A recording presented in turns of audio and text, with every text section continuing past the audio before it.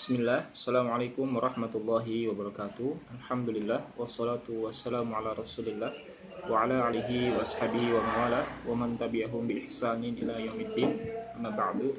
Para wali murid SD Islam Abdurrahman bin Auf yang semoga dirahmati Allah, perkenalkan, nama saya Pak Ajid, begitu biasanya saya dipanggil anak-anak. Di sini saya yang diberikan amanah sebagai koordinator atau penanggung jawab daripada program tahfiz dan tahsin di SD Islam Abdurrahman bin Auf. Di sini saya akan menyampaikan sedikit maklumat terkait program yang ada di program tahsin tahfiz yang ada di SD Islam Abdurrahman bin Auf. Sebelum masuk kepada inti, sedikit kami sampaikan bahwasanya membaca Al-Quran adalah ibadah, dan ibadah membutuhkan ilmu untuk membaca Al-Quran adalah ilmu tajwid. Maka seseorang yang membaca Al-Quran tanpa tajwid, maka dia berdosa, dan membaca Al-Quran dengan tajwid adalah wajib. Dalil yang menyatakan kewajiban kita membaca Al-Quran dengan tajwid, dengan tartil, adalah firman Allah Subhanahu wa taala di dalam Al-Quran surat Al-Muzammil ayat 4. Allah Subhanahu wa taala berfirman, "Warattilil Qur'ana tartila," dan bacalah Al-Quran dengan tartil. Apa makna tartil? Ali bin Abi Thalib radhiyallahu anhu menjelaskan makna tartil di sini. Kata beliau, huwa tajwidul huruf wa ma'rifatul wuquf. Tartil artinya mentajwidkan setiap huruf dan mengetahui tempat-tempat berhenti. Itu dalil yang pertama. Dalil yang kedua, sabda Nabi sallallahu alaihi wasallam. Kata Nabi sallallahu alaihi wasallam, "Innallaha yuhibbu ayyuqra'al Qur'an ghaddan kama unzila." Sesungguhnya Allah mencintai atau Allah cinta apabila Al-Quran dibaca sebagaimana ketika diturunkan. Kemudian Al-Imam Ibnul Jazari rahimahullahu ta'ala di dalam Manzumatul Muqaddimahnya menegaskan, kata beliau, membaca Al-Quran dengan tajwid hukumnya wajib. Barang siapa tidak mentajwidkan bacaan Al-Quran maka ia berdosa. Karena dengan tajwid itulah Allah menurunkan Al-Quran, dan begitu pula darinya sampai kepada kita. Nah, ini adalah pentingnya membaca Al-Quran dengan tajwid. Sebelum anak-anak menghafal atau sebelum seseorang menghafalkan Al-Quran, ada tahapan-tahapan yang harus dipelajari, yang harus dikuasai, yaitu memperbaiki bacaan terlebih dahulu. Indonesia berbeda dengan orang-orang Arab yang memang lidahnya sudah terbiasa mengucapkan bahasa Arab. Dari segi makhraj atau lahjahnya pun sudah terbiasa dengan bahasa Arab. Kita tidak bisa samakan anak-anak Indonesia dengan anak-anak atau ulama-ulama yang dahulu mereka ketika memulai mempelajari ilmu menghafalkan Al-Quran. Sementara di Indonesia lidahnya berbahasa Indonesia. Maka dari itu sebelum kita menghafal, alangkah baiknya kita mempelajari yang pertama adalah terkait makhorijul huruf dan sifat-sifat yang mengikutinya. Dan ini dijelaskan oleh Imam Ibnul Jazari rahimahullahu ta'ala di dalam Manzumatul Muqaddimahnya. Kata beliau, idh wajibun alaihimu muhattamu qabla syuru'i awalan an ya'lamu makharijul hurufi was sifati liyalfidhu bi'afsahil lughati.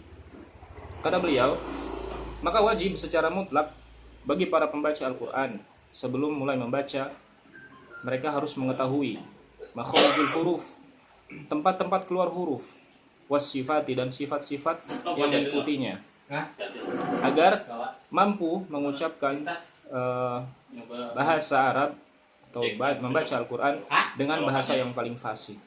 Inilah mengapa kita menekankan bahwa makharijul huruf dan sifat-sifat huruf di sini ada hal yang sangat penting, karena ketika kesalahan di dalam makharijul huruf adalah kesalahan yang sangat fatal atau termasuk dalam lahnul jali. Kemudian terkait target untuk tahfiz di SD Islam Abdurrahman bin Auf, selama 6 tahun sekolah mentargetkan anak-anak untuk hafal juz 30 dan juz 29. Jadi selama 6 tahun kurang lebih belajar di SD Islam, anak-anak insyaallah memiliki hafalan 2 juz, dan target kita 2 juz ini secara mungkin, dan dari secara tajwid, baik secara makharijul huruf, sifat-sifat hurufnya sudah baik, sudah bagus insyaallah, dan nantinya kita akan membuat program-program pendukung daripada program hafalan ini. Untuk target dari An-Nas sampai Al-Mulk ini selama 6 tahun, insya Allah sudah kami targetkan di setiap tahunnya, baik di setiap kelasnya. Dan ini insya Allah menjadi tugas dan tanggung jawab para guru dan juga para orang tua di rumah agar bisa tercapainya target tersebut. Kemudian apabila ada anak-anak yang memang bisa melampaui target, ini Masya Allah, Allah berikan kemudahan kepadanya menghafalkan Al-Quran melebihi yang kami targetkan. Nantinya mereka insya Allah akan tetap kita ujikan surat-surat atau ayat-ayat yang mereka hafalkan melebihi target itu. Dengan catatan yang kami titik beratkan di sini adalah juz 30 dan juz 29-nya mungkin, kemudian terhindar dari lahan-lahan jali. Apabila memang juz 29 dan 30-nya ini tidak mungkin, maka kami belum bisa mengujikan yang mereka hafalkan melebihi dari target. Seperti itu. Dan apabila nantinya ada siswa yang memang tidak sampai target, belum mencapai target, nantinya siswa-siswa seperti ini atau murid-murid seperti ini, insya Allah akan kami berikan program tambahan khusus bagi mereka untuk ziyadah, menambah hafalan, agar mungkin bisa mencapai target-target yang sudah kami sudah tata ya. Insya Allah nantinya setiap hari Sabtu murid-murid dalam pembelajaran normal biasanya datang ke sekolah untuk ditalaki sebagai tambahan hafalan mereka. Kemudian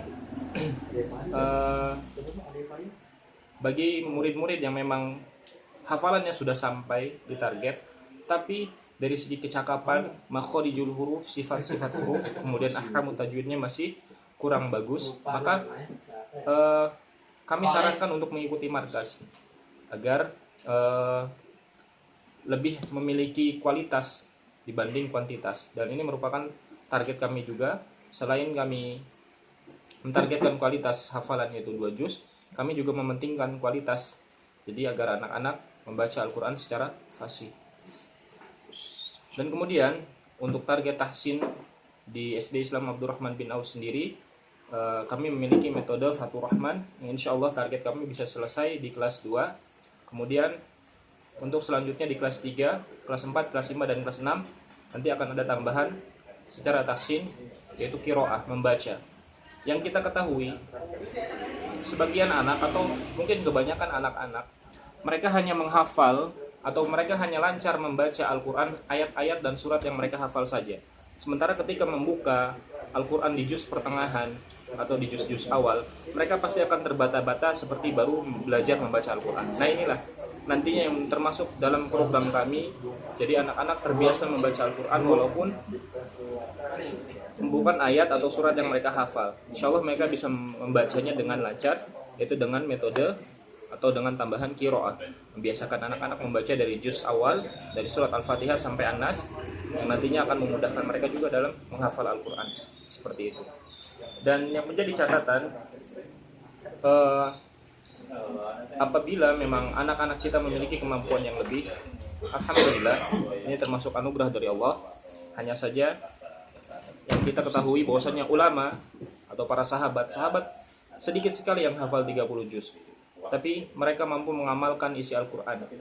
Nah disitulah kita tidak ingin anak-anak kita memiliki hafalan banyak tetapi dari segi pengamalannya tidak ada, atau tidak mencerminkan pengamalan Al-Quran, tidak ada akhlak yang tercermin dari Al-Quran. Seperti itulah.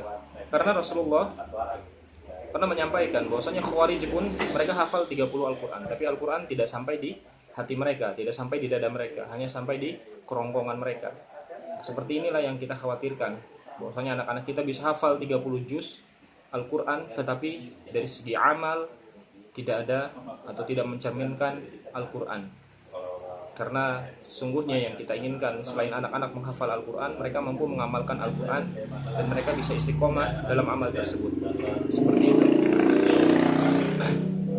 Para wali murid yang semoga dirahmati Allah, di sini berjalannya program ini tidak mungkin bisa lancar tanpa adanya dukungan atau tanpa adanya kerjasama dari para wali murid sekalian. Insya Allah nantinya kita membutuhkan kerjasama antara guru dan wali murid dalam bentuk pengawasan. Jadi para wali murid mendampingi anak-anak setelah apa yang mereka dapatkan di sekolah, wali murid di rumah mendampingi mereka terutama untuk ziyadah, kemudian untuk murojaah, agar nantinya program ini bisa berjalan dengan maksimal. Mungkin itu saja yang bisa kami sampaikan. Kurang lebihnya mohon maaf kalau tidak ada kesalahan kata dari kami. Assalamualaikum warahmatullahi wabarakatuh.